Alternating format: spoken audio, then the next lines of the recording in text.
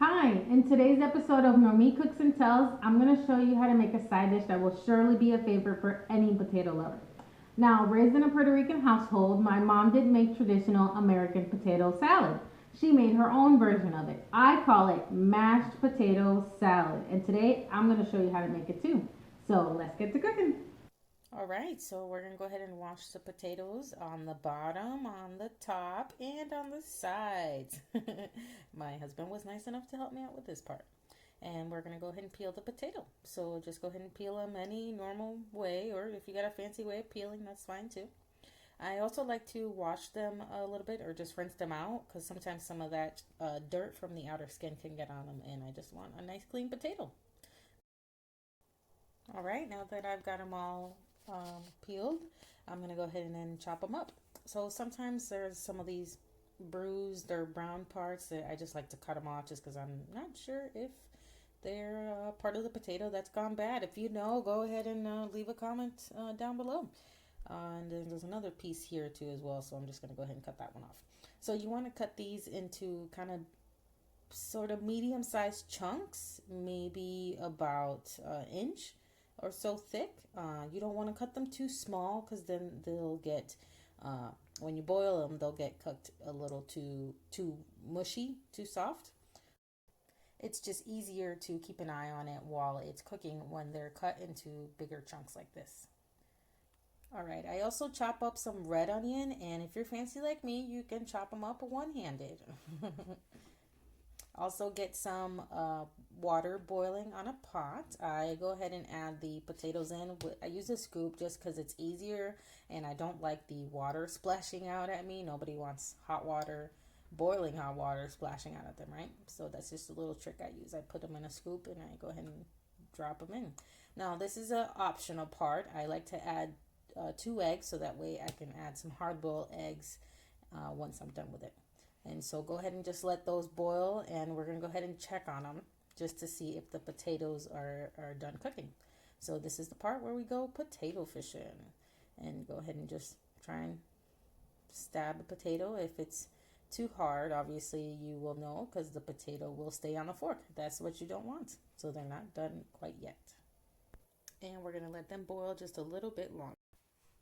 All right, so the fork is going right through them, so they're done. You don't want them too soft.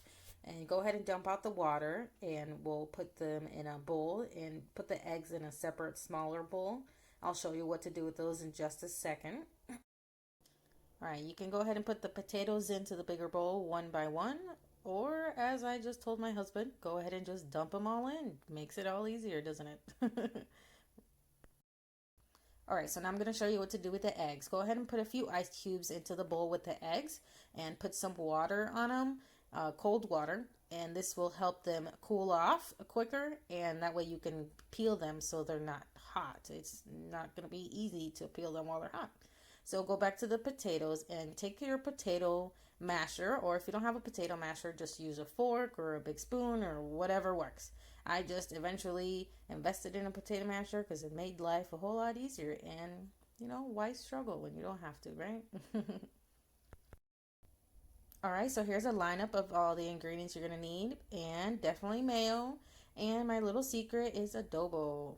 I can't help it, I use it on almost everything.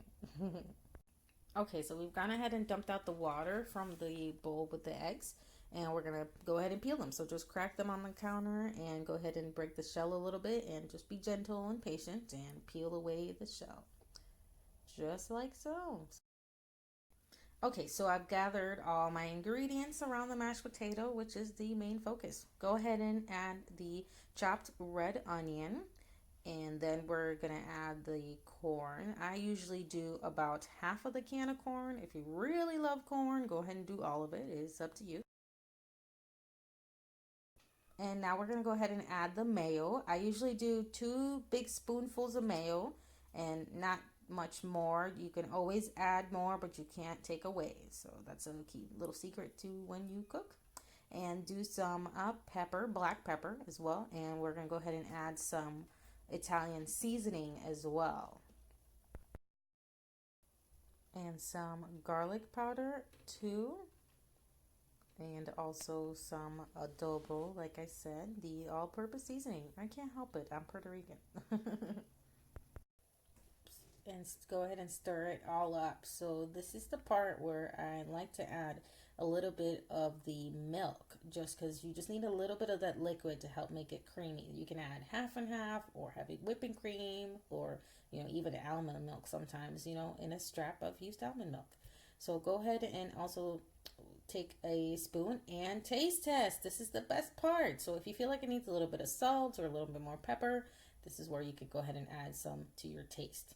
And take the peeled hard-boiled eggs, put them in a little corner, and go ahead and just cut them up a little bit with the spoon, and go ahead and you're gonna just stir it all up and mash them in. And here we are. This is pretty much it. And it looks super yummy, and it's gonna be so delicious, and it's ready to be devoured. And this is the part where your mouth waters. And here's how it came out. Oh my goodness, so delicious. It's so good. I like to put a little bit of parsley on top just to give it some green, but you definitely got to try this. Alright, now for my next video, I'm going to make authentic Puerto Rican mofongo.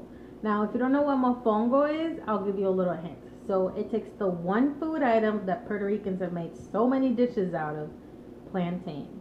So hit that subscribe button and hit the notification bell. I'm posting 2 new videos a week, and be sure to tune in next time.